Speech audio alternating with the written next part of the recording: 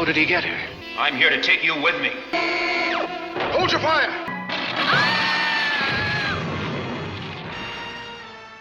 Two scientists are trapped in time, forever. They've been falling through history for 58 years, and ABC never bothered to rescue them. This is The Time Tunnel. The show that spent more money than Star Trek, had better effects than Doctor Who, and got canceled so hard that its final episode ends mid-sentence. The two main characters are still trapped. Right now. I am a member of the Ultimate Human Society. As you're watching this. In 1966, producer Irwin Allen built an 80-foot tunnel set that cost more than most TV shows' entire seasons. He filmed actors tumbling through psychedelic circles for 30 episodes. They met Hitler, they met Caesar, they met aliens pretending to be cowboys. And every single week they failed to change history while wearing the same turtlenecks. This show had a $7.5 billion secret government facility. It had a control room where 10 people watched their co-workers almost die in history every Friday night. It had the budget to license footage from every historical epic Fox ever made. And it still got beaten in ratings by a show about a man dressed as a bat. But here's the thing nobody talks about. The Time Tunnel failed so spectacularly that it accidentally invented every time travel show that came after it. Quantum Leap? That's Time Tunnel with character development. Timeless? Time Tunnel with a budget. Doctor Who's historical episodes? Time Tunnel with British accents. This is the most expensive failure in 1960s science fiction. It's also the most influential show you've never heard of. And those two scientists? Still falling. Still in their turtlenecks. Still trying to warn the Titanic. The show about being trapped in time is itself trapped in 1966. Let me tell you how that happened. Before we talk about how two men got permanently stuck in time, we need to talk about the man who trapped them there. Because in 1966, Irwin Allen owned science fiction television, and he was about to make his most expensive mistake. This is the guy who created Lost in Space, Voyage to the Bottom of the Sea, Land of the Giants. Every show with a massive budget, elaborate sets, and the exact same plot every week. Irwin Allen was the Michael Bay of 1960s television. Everything had to be bigger, more expensive, and explode at least once per episode. But Time Tunnel was different. This was Allen's prestige project, his baby. He genuinely believed he was creating educational television that would teach kids about history through time travel and stock footage. Lots and lots of stock footage. Here's the pitch meeting that actually happened. What if we could use every historical movie Fox has ever made? We already own the footage. We just film our actors in front of it. Pure profit. Fox executives heard pure profit and immediately greenlit the most expensive pilot in television history. They spent $500,000 on the pilot alone. In 1966, money. Star Trek's pilot cost $630,000 and they called it unairably expensive.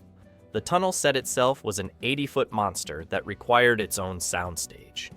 Those psychedelic circles you see, each one had to be manually controlled.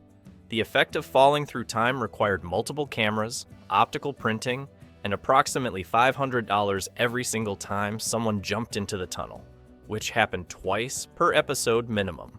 They built all of this before anyone wrote a single script. They had the most expensive set in television history and no idea what to do with it. Then someone said, what if they can't come back? And that's how television's most expensive prison was born. But wait, it gets worse. The absolutely unhinged premise project TikTok is 800 floors underground in the Arizona desert. The US government has spent $7.5 billion on a time machine that doesn't work. A senator is coming to shut it down tomorrow, so naturally the scientists decide to test it on themselves. Dr. Tony Newman jumps into the tunnel to prove it works. He lands at Pearl Harbor, December 7th, 1941. The bombs are about to drop. His colleague Dr. Doug Phillips jumps in to save him. Now they're both stuck. Here's the beautiful stupidity. The control room can see them. They can talk to them. They can send them anywhere in time, but they can't bring them home. Ever. So every week, 10 people in 1968 Arizona watch their colleagues almost die in history on a giant screen. It's basically Twitch streaming, but your streamers are about to be killed by Vikings. The formula never changes. Land in historical disaster. Try to warn people. Nobody believes the guys in turtlenecks. History happens anyway. Almost die. Get yanked to next disaster. Repeat for 30 episodes. They can't change history. They can't come home. They can't even change clothes. This is the show America watched every Friday night. The Insane Episodes. That actually aired Episode 6, Crack of Doom. Tony and Doug land on Krakatoa the day before it explodes. They try to evacuate the island. Nobody listens. The volcano explodes. They barely escape. But here's the insane part. They spend half the episode fighting a man who thinks he controls the volcano with a crystal skull. This was supposed to be educational. Episode 19. The Ghost of Nero. Actual ghosts now. Emperor Nero's spirit possesses a World War I soldier. Time travel wasn't enough. They added supernatural possession.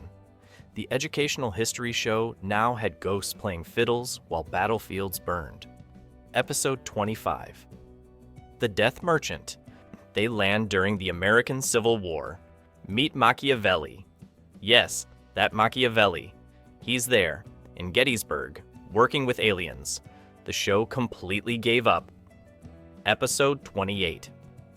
The Kidnappers. They travel to 1978, their future. What does 1978 look like? Exactly like 1968, but everyone wears silver belts. That's it. That's the future. Silver belts. The finale. Town of Terror. Ended mid-scene. Aliens pretending to be from 1978, pretending to be from 1890. Tony and Doug are being chased. The screen freezes. To be continued appears. It was never continued. They're still running. The production chaos. Nobody talks about this show was basically 3 different productions Frankenstein ed together, and you can see the stitches. First, there's the control room scenes. 10 actors standing around a giant screen, pointing dramatically at stock footage. These were shot in bulk. Lee Merriweather pointed at that screen for 8 hours straight, reacting to disasters that would be added later. They filmed all her reactions for 5 episodes in one day. Second, the historical adventures. James Darren and Robert Kolber running through backlots in their turtlenecks, fighting Vikings on Monday, Romans on Tuesday, using the same sword both times. The costume department had exactly 3 days to create any historical period. Their solution? Raid the Fox warehouse and hope nobody noticed they were wearing costumes from Cleopatra. Third, the stock footage goldmine. Entire battle scenes lifted from The Longest Day. Ship sinkings from Titanic films. Every Fox historical epic became fair game. The editor's job was making it look like our heroes were actually there. They weren't. They were in Burbank, running in front of a green screen that didn't quite work yet. The effects budget was hemorrhaging money. That tunnel effect ate $500 every time. The time vortex transition? Another $300. By episode 10, they were recycling their own effects footage. Every historical disaster speedrun. They landed on the Titanic. Tony and Doug knew it was going to sink. They tried to warn the captain. Nobody believed the time travelers in turtlenecks. The ship sank anyway. They almost drowned. The control room yanked them out at the last second. They landed at Pearl Harbor. They knew the attack was coming. They tried to warn the military. Got arrested as Japanese spies. The attack happened anyway. Almost got blown up. Yanked to safety with seconds to spare. They met Custer at Little Big Horn. Warned him about the ambush. He ignored them. Got massacred anyway. Tony and Doug survived by hiding behind the same rock formation Fox used, and they died with their boots on. Lincoln's assassination? They were in Ford's Theater. Couldn't stop John Wilkes Booth. The Alamo? Fought alongside Davy Crockett. Still lost. The French Revolution? Marie Antoinette thought they were wizards. Still got beheaded. 30 episodes of this. 30 times they failed to change history. The show accidentally created the most depressing time travel rule ever, knowing the future is useless if nobody believes you. Then episode 24 happened. They went to space in the future to fight aliens, because why not? Historical accuracy was dead anyway. The cast trapped in time. Loop hell. James Darren went from teen idol crooning "Goodbye Cruel World" to running through history in a turtleneck for 30 episodes. He later admitted he took the role because it was steady work and they said I'd meet Napoleon. He met Napoleon. Napoleon tried to kill him. Robert Colbert was literally hired because he looked like James Darren. The producers wanted 2 scientists who could be brothers. Colbert's entire audition was standing next to Darren. He got the part. He spent 30 episodes being the other one. Fans still can't tell them apart. The control room cast had the weirdest job in television. They watched TV professionally. Lee Merriweather played Dr. Ann McGregor, whose entire character was yelling "Tony and Doug are in trouble" at a screen. She did this 30 times, with conviction. Whit Bissell played General Kirk, confused and angry for 30 straight episodes. His motivation never changed: get the scientists back. His success rate, 0%. He's still confused somewhere. The guest stars were completely unhinged. Nehemiah Persoff played Cortez and a caveman. Susan Hampshire played a princess, then came back as her own great-granddaughter. The casting director's strategy was whoever's available Tuesday. The Sci-Fi legacy nobody credits. Every time travel show you love is secretly the time tunnel wearing a better costume. Quantum Leap? That's time tunnel if they could actually help people. Sam Beckett is just Tony Newman with character development and the ability to change history. The Waiting Room, where Al watches Sam on screens. That's Time Tunnel's control room with better lighting. Timeless? Time tunnel if the heroes could come home for dinner. The premise of chasing someone through history, trying to preserve the timeline? Time Tunnel did it first. Badly, but first. Doctor Who's historical episodes where they can't change established events? Time Tunnel invented that rule out of budget necessity. They couldn't afford to show different outcomes, so history always won. The government has a secret time travel project trope. Every single show using it owes Time Tunnel royalties. Stargate, Continuum, 12 Monkeys, the series. All of them borrowed the underground facility with military personnel monitoring time travelers on screens. Even the visual language started here.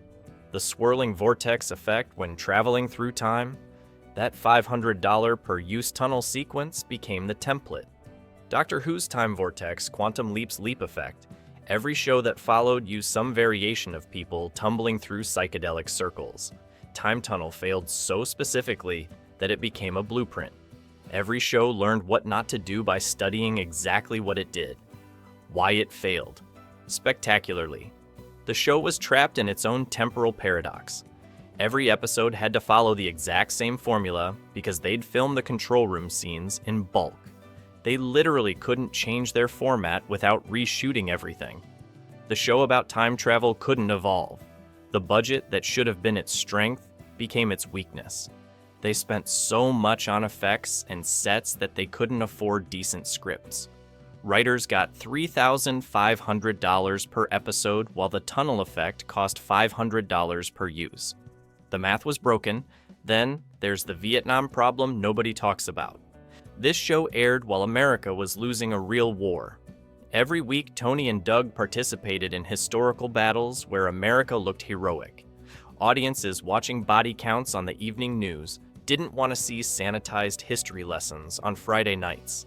Batman was destroying them in ratings. While Time Tunnel showed educational trips to the Alamo, Batman had Cesar Romero as the Joker. Camp was winning, turtlenecks were losing. The final nail? Irwin Allen himself. After Time Tunnel's cancellation, every show he created bombed harder. Land of the Giants, The Swiss Family Robinson, The Man from the 25th Century, all massive budget disasters. Networks learned that Irwin Allen plus science fiction equals bankruptcy. Time Tunnel wasn't just canceled, it was erased. No reruns for years.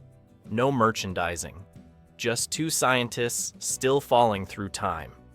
So is it better to fail at something impossible or succeed at something safe? Time Tunnel spent $7.5 billion fictional dollars to accidentally invent modern science fiction while failing at everything else. Those two scientists are still falling through time, still in turtlenecks, still teaching us that sometimes the most expensive disasters leave the biggest craters. What forgotten show do you think accidentally invented modern TV?